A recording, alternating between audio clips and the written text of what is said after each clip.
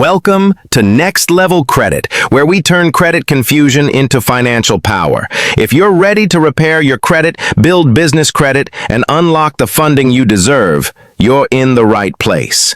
From step-by-step guides and insider tips to real success stories and expert strategies, we break it all down so you can level up your financial future one smart move at a time.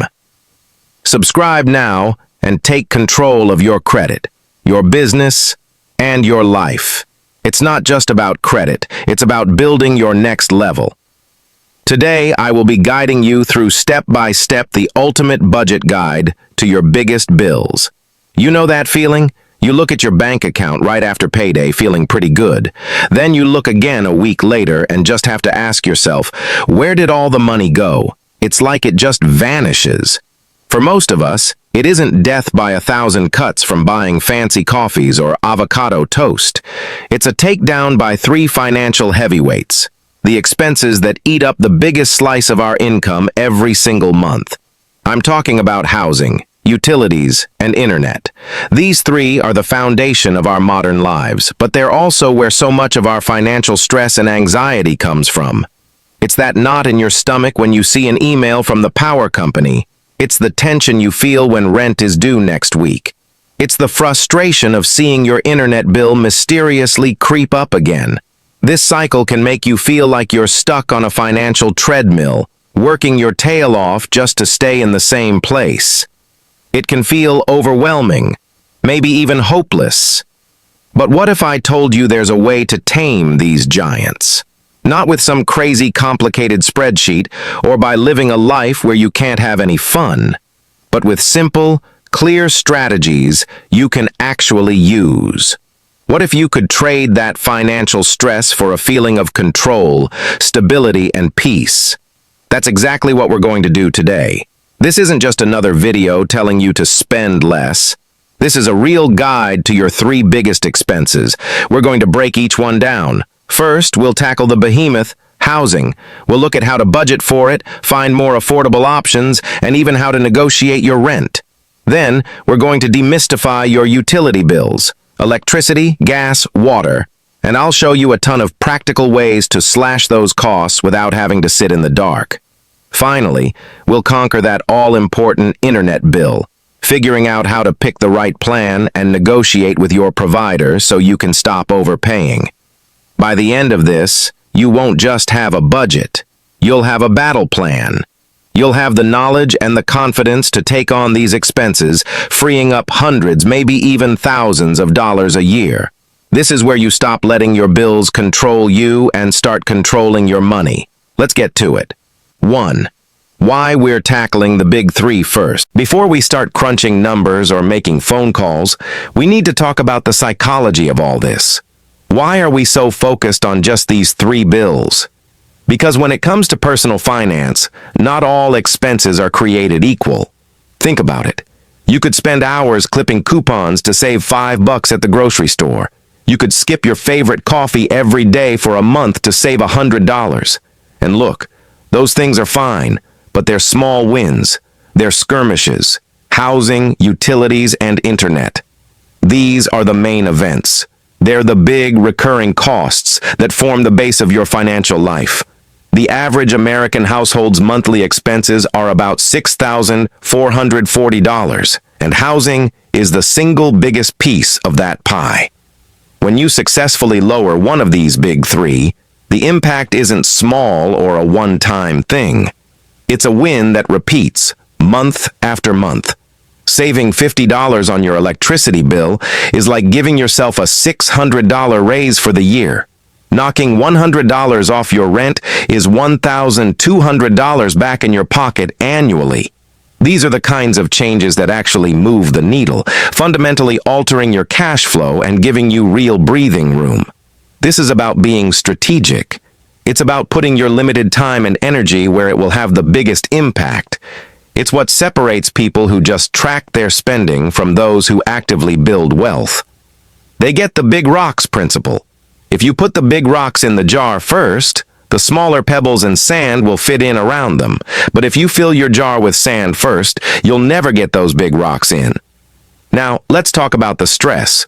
The constant weight of these bills does more than just drain your bank account. It drains your mental and emotional energy. It creates this low-grade chronic anxiety. You start making choices based not on what you want, but on what you can afford after these giants have taken their cut. You put off vacations, delay saving for retirement, or don't pursue a hobby, all because your money is already spoken for. This feeling of being cost-burdened is a real thing. A household is considered cost-burdened when they spend more than 30% of their income on rent and utilities.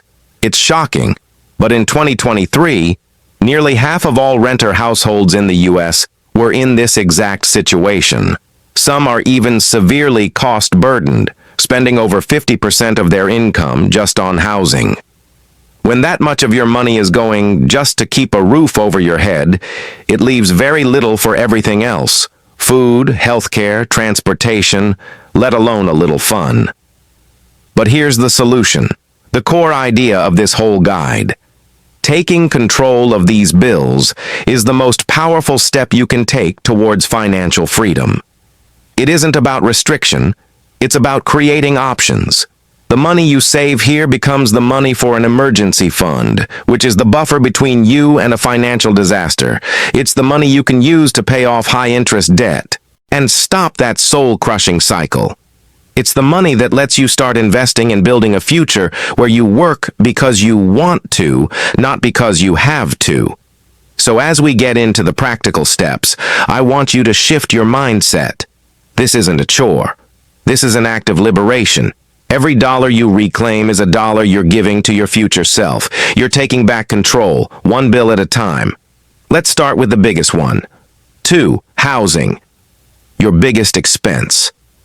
Housing is the undisputed king of all your expenses. For most people, their rent or mortgage is the single biggest payment they make each month. The median rent in the U.S. for the 50 largest metro areas was around $1,694 as of March 2025. For American households overall, housing costs average about $2,120 a month. It's so significant that it can pretty much determine your financial health all on its own. Getting this one right is critical. The classic piece of financial advice is the 30% rule. This guideline says you should spend no more than 30% of your gross income, that's your income before taxes, on housing, which includes your rent or mortgage plus basic utilities. This rule has been a standard for decades, and it's a great gut check. So the first step is to do the math. Take your monthly gross income and multiply it by 0.30. Is what you're paying right now at or below that number? If it is, that's great. You're in a solid spot. If it's a lot higher, you're probably feeling the squeeze. That doesn't mean you've failed. It just means you're living in the same reality as millions of others where housing costs have shot up faster than wages. Recognizing this is the first step. Let's break this down into real strategies, whether you rent or own.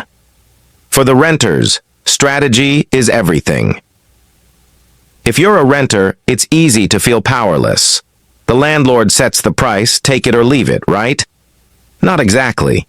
You have more power than you think, especially when you're looking for a new place or it's time to renew your lease. Strategy 1. Research before you hunt. Knowledge is your best negotiating tool. Before you even start looking at apartments, become an expert on your local rental market. Use websites like Zillow, Apartments.com, and local classifieds to see what the going rate is for the kind of place you want. When you find an apartment listed for way more than the average, you have a fact-based reason to ask for a lower price. You can approach the landlord and say something like, "I really love this apartment, but I've noticed that similar units in this area are renting for about X amount. Is there any flexibility on the price?" The worst they can do is say no. Strategy 2. Think beyond the rent. Sometimes a landlord won't budge on the monthly rent, but they might be flexible on other things. Think about negotiating the soft benefits. Could they throw in a parking spot for free? Waive the pet fee?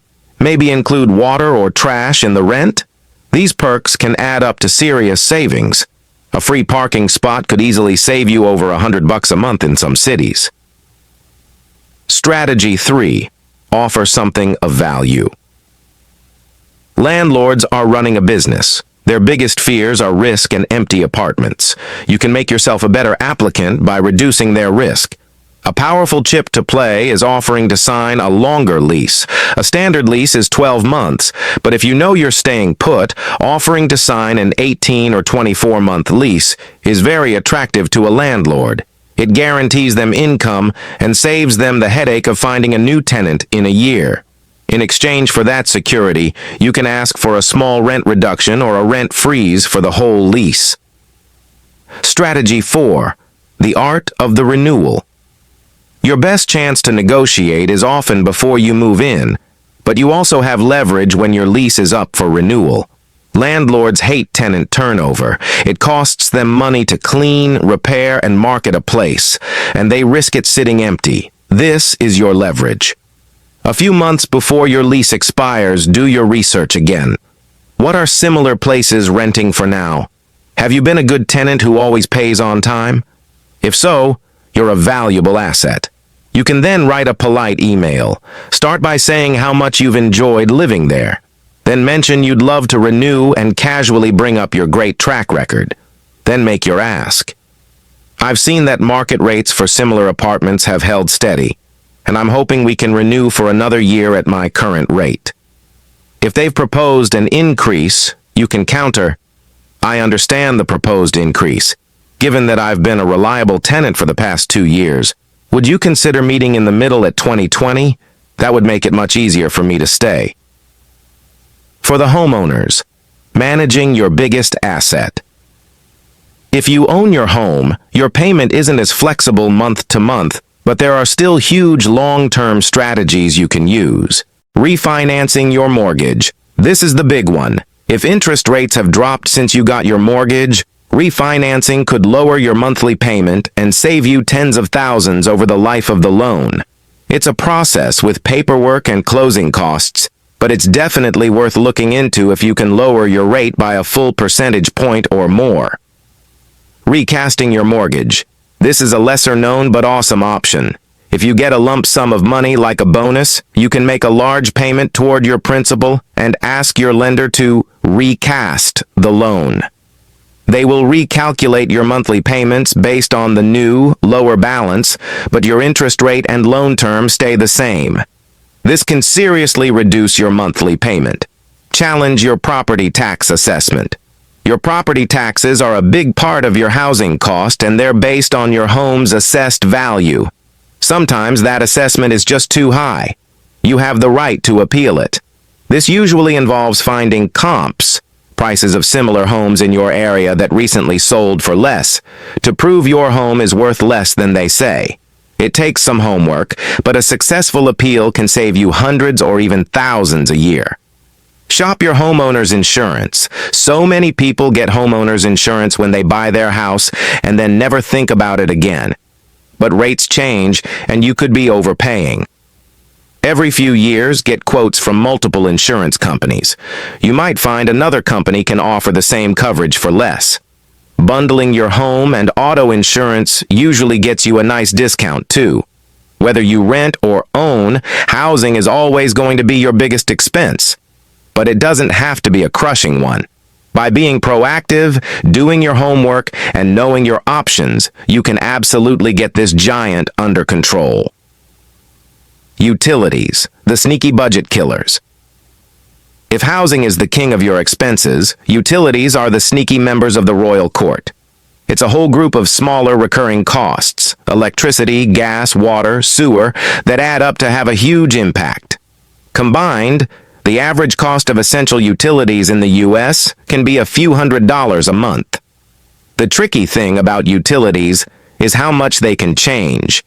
Your heating bill can shoot up in the winter, and your electricity bill can do the same in the summer thanks to the AC.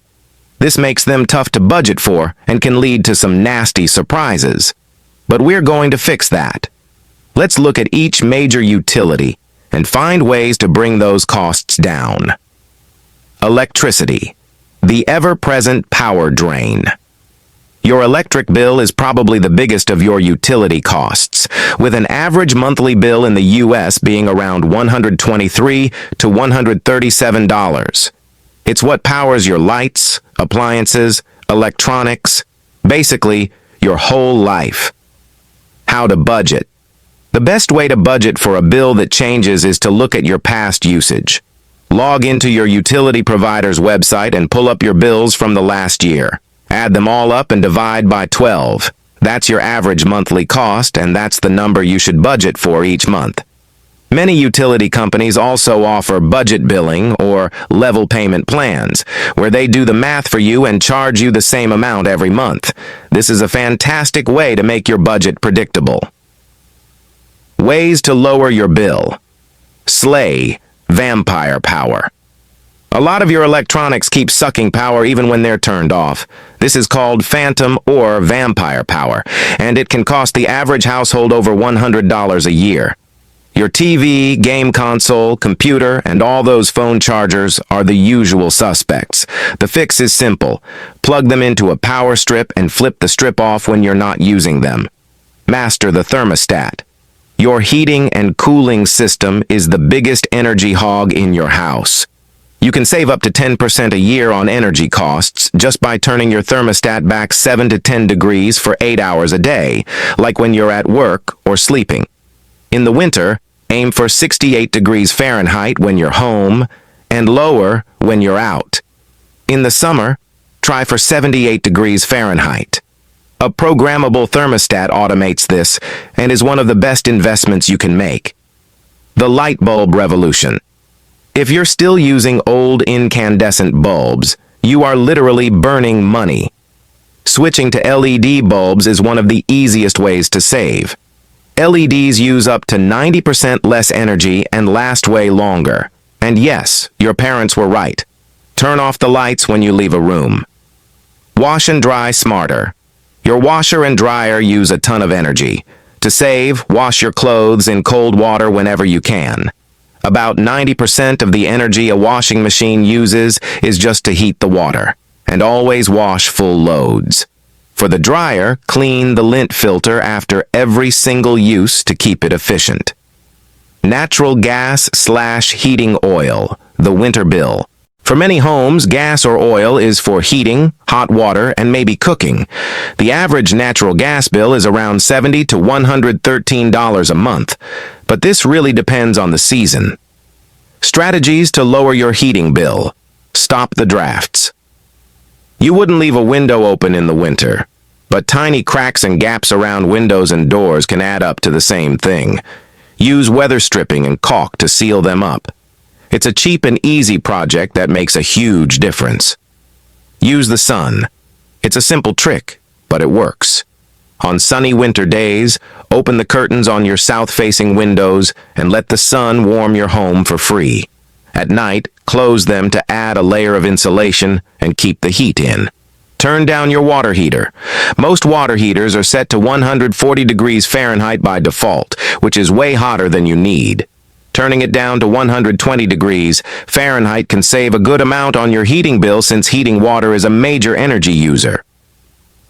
Water and sewer, the steady drip. The average water bill is often between $40 to $90 per month, with sewer costs sometimes adding even more.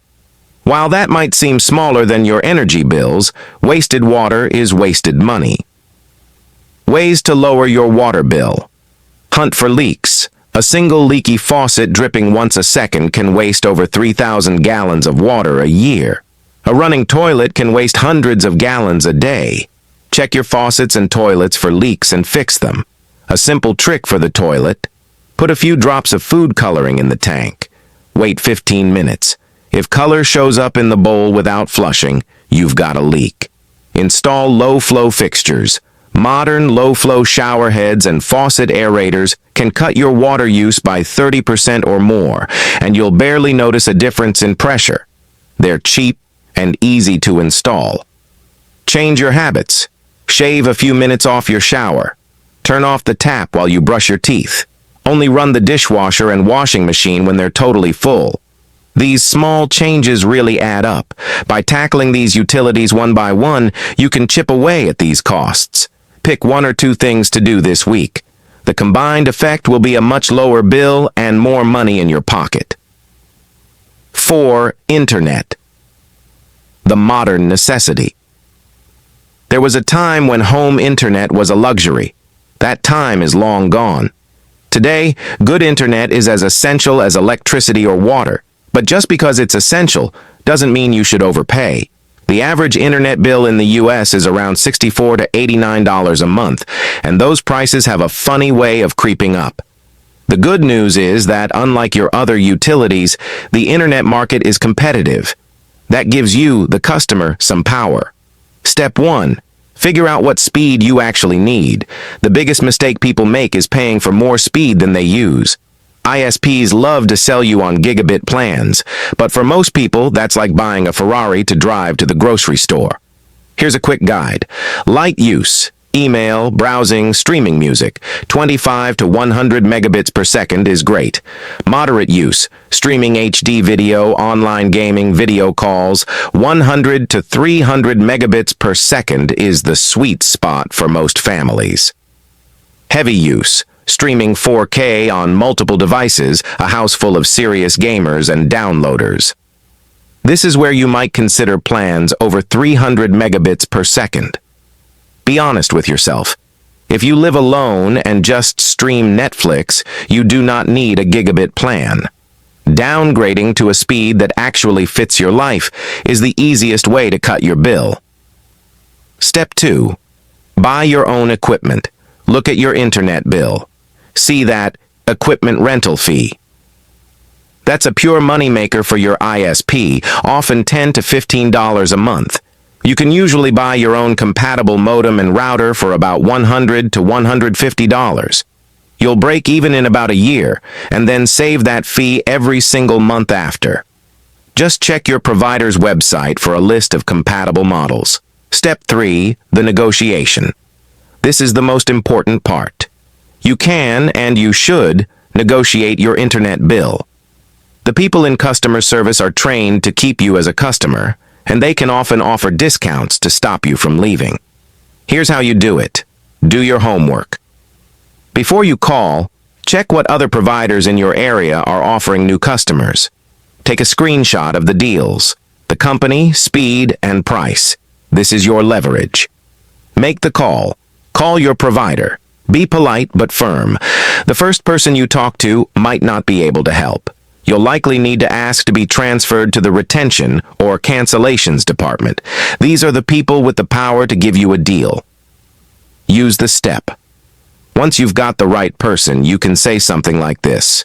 Hi, I've been a customer for years, and my bill has gotten a little higher than I'm comfortable with. I'm actually looking at an offer right now from competitor's name. They're offering a speed megabits per second plan for XX a month. As a longtime customer, I was hoping you could match that for me. If they hesitate, I understand.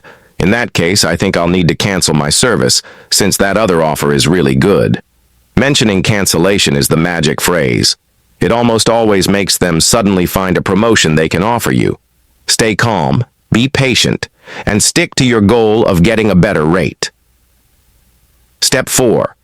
Set a reminder. That awesome promotional rate you just got will probably expire in a year. Set a calendar reminder for a month before it ends, and get ready to repeat the process.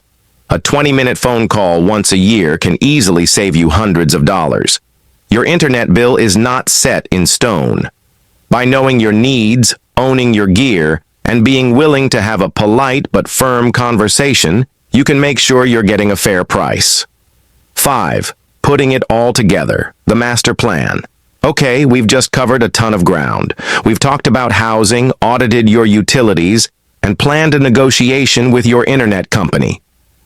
Now it's time to pull it all together into a simple plan that works. A budget isn't about telling yourself no. It's about giving every dollar a job so you can finally feel like you're in the driver's seat. The best budgets are the ones you'll actually use. For these big bills, we can use a couple of really effective and popular ideas. Framework 1. the 50-30-20 rule as your guide. There's a reason this is one of the most popular budgeting methods. It's simple. It divides your after-tax income into 3 buckets. 50% for needs. This is our zone. It includes your rent or mortgage, utilities, internet, groceries, and transportation.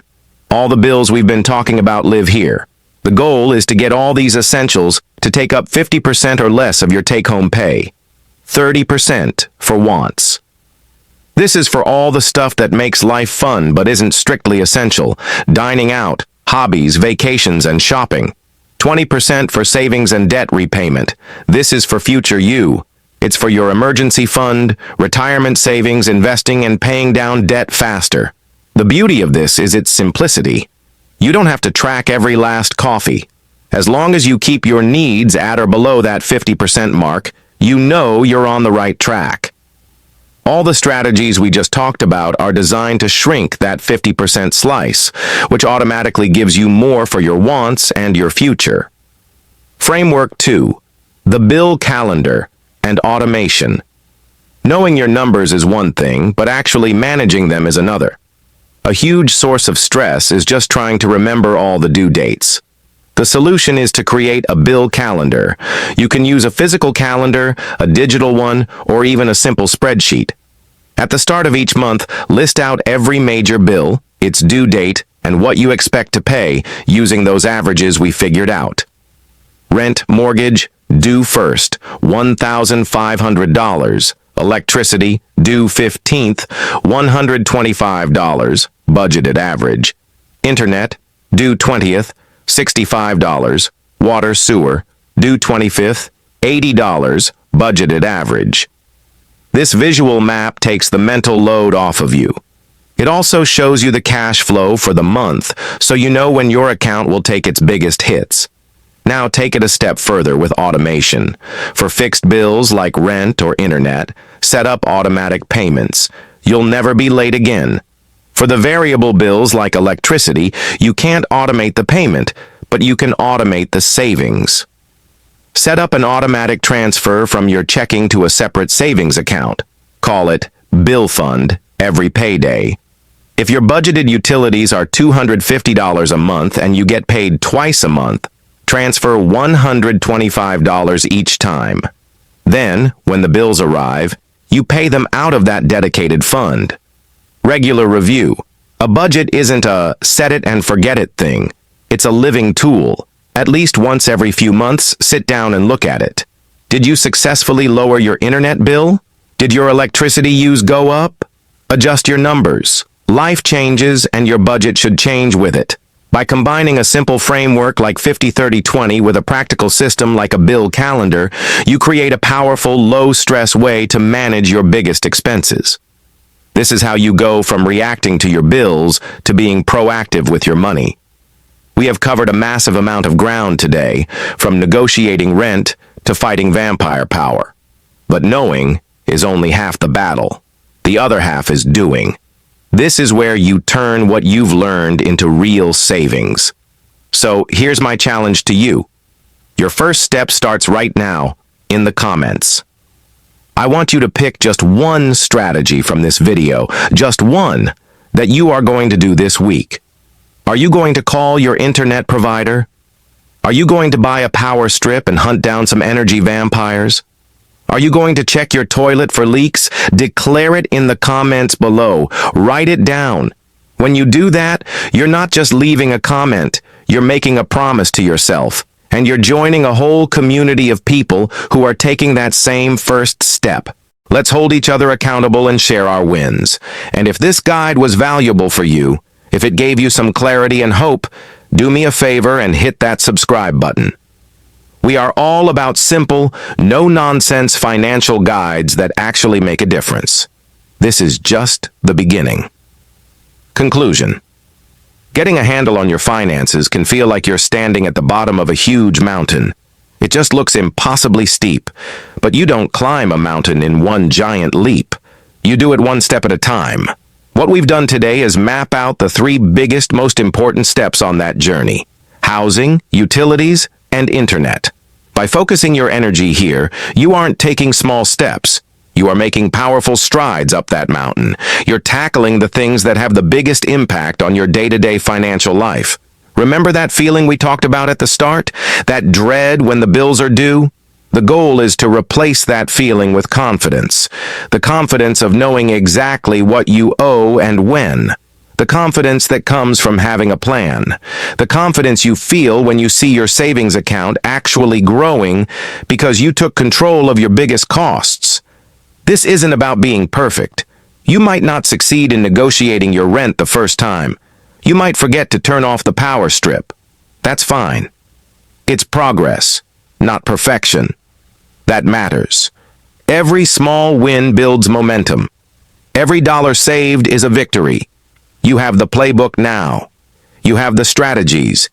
You have everything you need to turn financial stress into financial strength. The power is officially back in your hands. Thanks for investing this time in yourself. You've got this. If you got value from this video, don't forget to hit that like button and subscribe to Next Level Credit. Drop a comment if you have questions, and share this with someone who needs to hear it. Remember, it's not just about credit, it's about building your next level. See you in the next video.